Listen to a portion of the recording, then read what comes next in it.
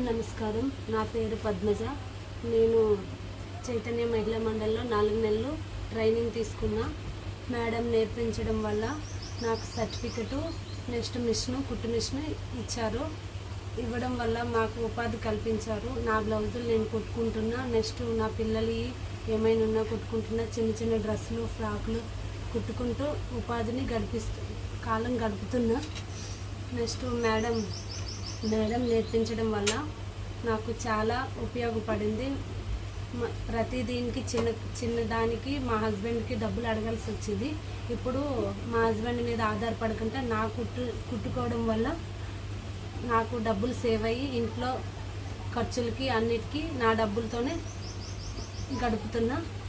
Oral support నాకు చాలా ఉపయోగపడింది. నమస్కారం.